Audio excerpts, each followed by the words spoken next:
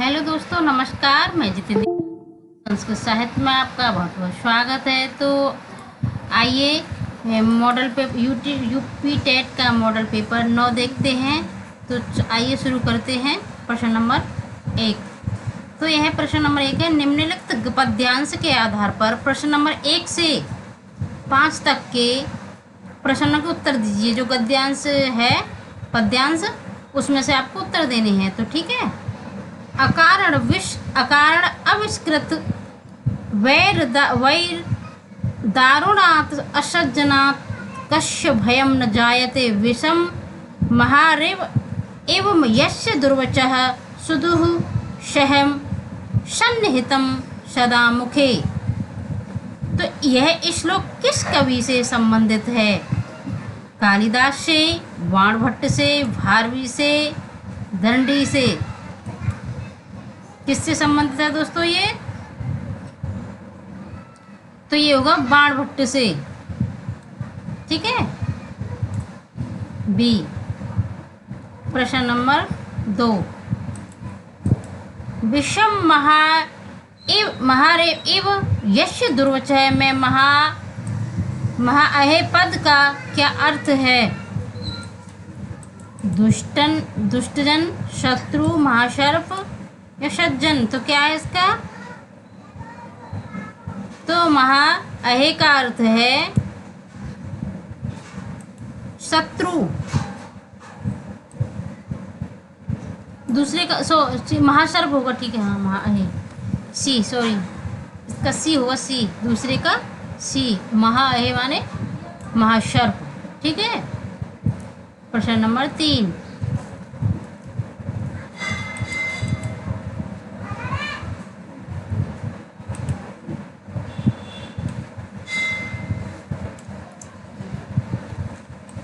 प्रश्न नंबर 3। उपर्युक्त श्लोक किसके विषय में कहा गया है? यह श्लोक जो मैंने अभी ऊपर बताया था पहले, पद्यांश, किसके विषय में कहा गया है ये? तो प्रश्न नंबर 3 किसके विषय में कहा गया है? सज्जनों के में, दुर्जनों के में, शर्पों के या विद्वानों के? तो दोस्तों किसके विषय में कहा गया है ये? दोनों के विषय में। ठीक है। बी, इसका होगा बी।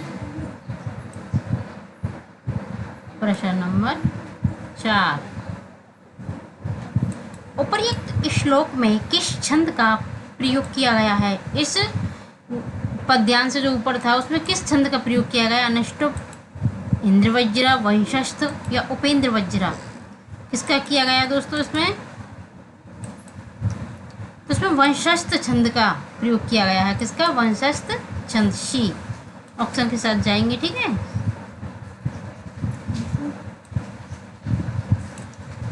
प्रश्न नंबर 5।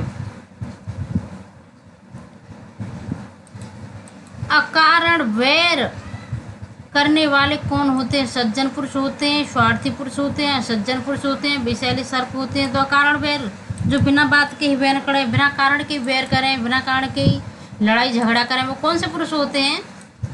सज्जन तो हो नहीं सकते। कौन से होते हैं दोस्तों? स्वार्थी पुरुष भी नहीं हो सकते। असज्जन पुरुष होते हैं। ऐसे लोग कैसे होते हैं? असज्जन पुरुष होते हैं, जो बिना बात के ही वैर या लड़ाई झगड़ा करें। ठीक है। अकारण वैर करने वाले पुरुष होते हैं असज्जन पुरुष। प्रश्न नंबर 6। री वर्णयो मृत श्रावणियम वाच्यम से किसकी श्रवणता का बताई गई है? ए या री या ए की, आ या री की?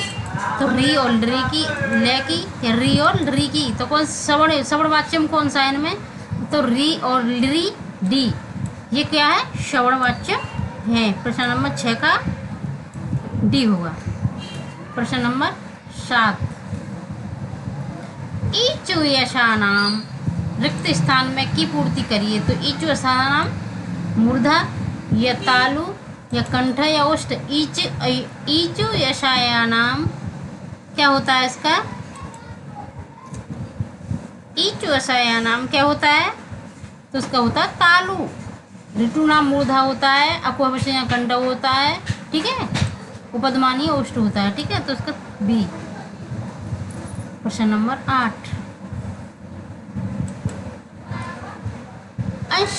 अंतस्थ वर्णों का अभ्यंतर प्रियतन क्या होता है? स्पष्ट, ईषत स्पष्ट, विव्रत या संव्रत? देखो स्पष्ट तो होता है, संपूर्ण व्यंजन आ जाते हैं इसमें, ठीक है, का से माँ तक। और विव्रत सभी स्वर होते हैं। और संव्रत क्या होता है? इसमें आ होता है, ह्रस्व जो होता है। तो क्या होगा इसका 8 का? तो ईषत स्पष्ट क्या होता है? अंतस्थ स्पष्ट होता है, ठीक है, बी ऑप्शन के साथ जाएंगे हम, ठीक है। प्रश्न नंबर 9, प्रश्न नंबर 9 देखते हैं। प्रश्न नंबर 9, संधि कहाँ नित्य मानी जाती है? एक पद में, धातु उपसर्ग में, समास में, उपयुक्त सभी में दोस्तों। तो कहाँ मानी जाती है संधि? संधि एक पद में भी होती है, धातु उपसर्ग में भी होती है, समास में भी संधि होती है, और उपयुक्त, तो यहाँ पर क्या होगा? डी। इन सब के अंदर संधि नित्य मानी जाती है। प्रश्न नंबर 10, मनीषा का संधि विच्छेद क्या होगा? मन धन ईशा, मनस धन ईशा, मनीष धनिशा, मन धन ईशा। तो क्या होगा? मनस धन ईशा, बी ऑप्शन के साथ जाएंगे हम, ठीक है। प्रश्न नंबर 11, प्रक्रिया संज्ञक है हरि, गंगे, विष्णु या उपयुक्त सभी? तो क्या होगा इसका? ये सभी होंगे, क्योंकि ये द्विवचनांत रूप है। जहाँ पर द्विवचनांत हो तो क्या होता है? वहाँ पर प्रक्रिया की प्रक्रिया संज्ञा होती है, ठीक है। प्रश्न नंबर 12, संबोधन में कौन सी विभक्ति का प्रयोग होता है? प्रथमा का, द्वितीय का, षष्ठी का या तृतीय का? तो संबोधन में दोस्तों कौन सी विभक्ति होती है? हे रामः, ये कौन सी विभक्ति है? तो इसमें प्रथमा होती है, ठीक है। प्रश्न नंबर 13, तिलेषु तेलम वाक्य में तिलेषु पद में प्रयुक्त विभक्ति है तृतीय, पंचमी, सप्तमी या चतुर्थी? तिलेषु तेलम, तिलेषु में कौन सी विभक्ति है दोस्तों? तिलेषु तेलम, तिलेषु तेलम में कौन सी विभक्ति है? तो 13 का कौन सा होगा? तिलेषु तेलम में होगी सप्तमी विभक्ति, रामेषु सप्तमी विभक्ति होगी, ठीक है। प्रश्न नंबर 14, गंगा हिमालय से निकलती है, तो इसका क्या अनुवाद क्या होगा? गंगा हिमालयात् निगच्छति, गंगाया हिमालयात् निगच्छति, गंगा हिमालयम निगच्छति, गंगा हिमालयस्य। तो इसका कौन सा होगा 14 का? तो गंगा हिमालयात, हिमालय कुछ दूर होने के लिए क्या होगा? गंगा हिमालयात निगच्छति। तो हम ए ऑप्शन के साथ जाएंगे।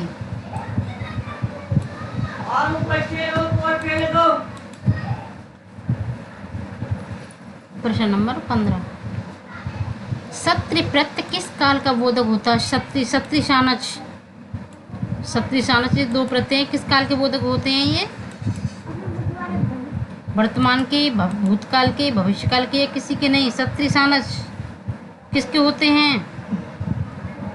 तो सत्रिशानच ये ए ऑप्शन के साथ जाएंगे, वर्तमान काल का बोधक होता है, ठीक है। सत्रिशानच वर्तमान काल का बोधक होता है, ठीक है। आइए 16वें प्रश्न के साथ चलते हैं। अहम गच्छामि का भाववाच्य में क्या परिवर्तन होगा? भाववाच्य, मया गम्यति, मया गम्यते, मय्याम गम्यामि, अहम गम्यते। तो क्या होगा?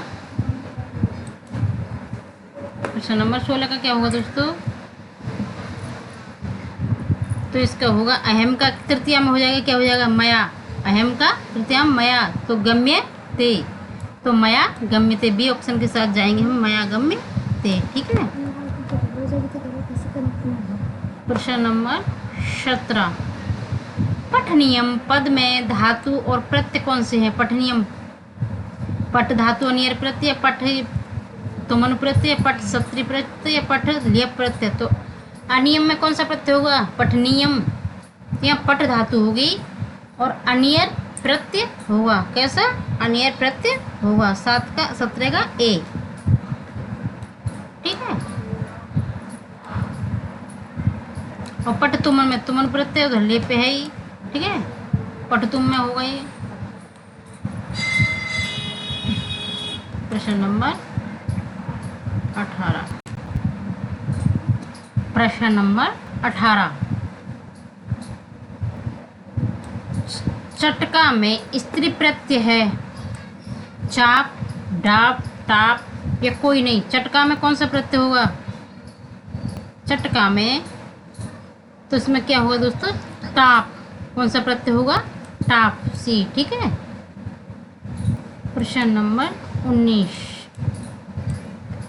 स्था धातु के लट लकार उत्तम पुरुष एक वचन रूप है। स्था धातु के लट लकार का क्या होगा? एक वचन का रूप क्या होगा? स्थामी, स्थानी, स्थामी या स्थामी, तिष्ठामी, स्थाति या स्थानी या स्थामी या तिष्ठामी। तो क्या होगा? इसका होगा डी। ठीक है। आमी आमी आमी चंती चंती चंता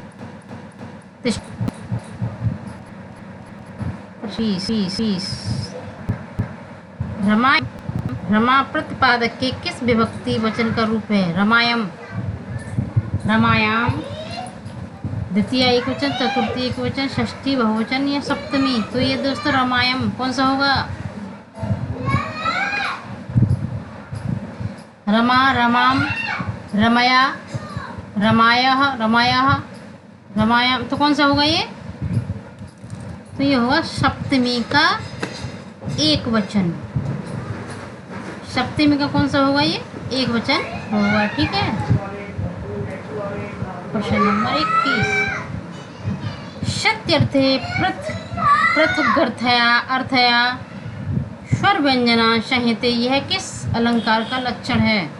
अनुप्रास का, यमक का, श्लेष का, उपमा का। तो ये दोस्तों यमक का होगा। ठीक है। जिसके जैसे कि हिंदी में कनक कनकते सौगुने माधुकता, एक एक शब्द एक ही उसका अर्थ भिन्न भिन्न हो, तो कहाँ होता है वो? यमक अलंकार होता है। प्रश्न नंबर 22। 101 का संस्कृति संख्या को संस्कृत में कितना कहेंगे? द्विशत का अधिकम, एक अधिक शतम, एक अधिकम अधिक शतम या एक शतम अधिकम, एक शतम एकम। तो क्या कहेंगे इसको संस्कृत में? तो एका अधिक शतम, सी। एका अधिकम, एका अधिक शतम। ठीक है, सी कहेंगे, सी। प्रश्न नंबर 23। वर्ग के अंतर्गत क्या आता है दोस्तों? धर्म, अर्थ, मोक्ष। धर्म, मोक्ष, काम। धर्म, अर्थ, काम, अर्थ, धर्म, मोक्ष। त्रिवर्ग के अंतर्गत क्या आता है? जो ये त्रिवर्ग हैं इनके अंदर क्या आता है? तो ये आता है धर्म, अर्थ, काम। ठीक है, धर्म, अर्थ, काम, सी।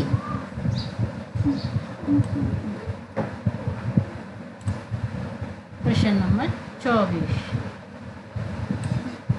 द्विरेफ पद का अर्थ क्या है? द्विरेफ, सारंग, मृग, बगुला, घोड़ा। तो इस पद का क्या अर्थ है? 24 का तो इसका होगा भौरा। ठीक है, भौरा। प्रश्न नंबर 25। प्रश्न नंबर 25। भिन्न अव्ययपद चुनिए। इदानीं, संप्रति, अधुना, कदा। इसमें से हमें क्या चुना है? अव्ययपद कौन सा है इनमें से? अधुना है या कदा है? कौन सा है दोस्तों इसमें से अव्ययपद कौन सा है? 25 का तो ये इसका कदा, ये क्या है? हमारा अव्ययपद है। ठीक है। प्रश्न नंबर 26।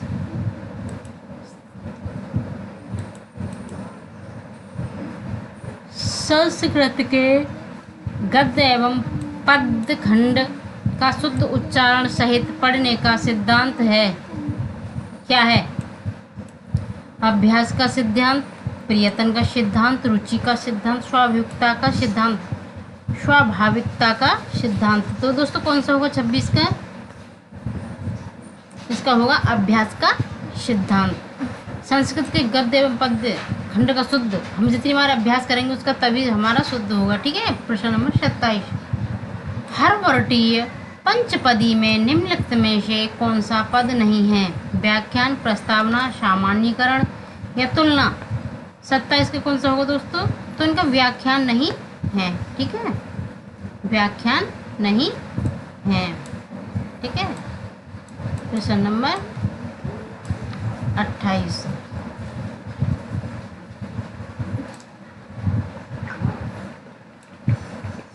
आयोग द्वारा प्रस्तुत द्वितीय योजना में कौन सी भाषा नहीं है? मातृभाषा या क्षेत्रीय भाषा, संस्कृत, अंग्रेजी या उर्दू। आयोग द्वारा प्रस्तुत द्वितीय योजना में कौन सी भाषा नहीं है दोस्तों? तो ये उर्दू नहीं है। ठीक है, डी, उर्दू नहीं है, डी। प्रश्न नंबर 29,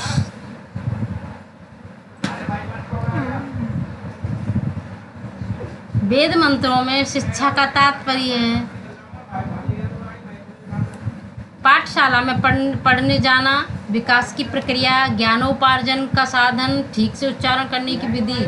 वेद मंत्रों में शिक्षा का तात्पर्य क्या है? वेद मंत्रों में शिक्षा का तात्पर्य क्या है? तो ये ठीक से उच्चारण करने की विधि है। ठीक है, डी। प्रश्न नंबर 30, ये अंतिम प्रश्न होगा। ठीक है, इस सेट का। तो संस्कृत भाषा में पत्र लेखन का उपयोग किस स्तर पर होना चाहिए? प्रारंभिक स्तर पर, मध्य स्तर पर, उच्च स्तर पर, मध्य एवं उच्च स्तर पर। तो 30 का कौन सा होगा देखो? तो ये होगा उच्च स्तर पर। ठीक है, सी।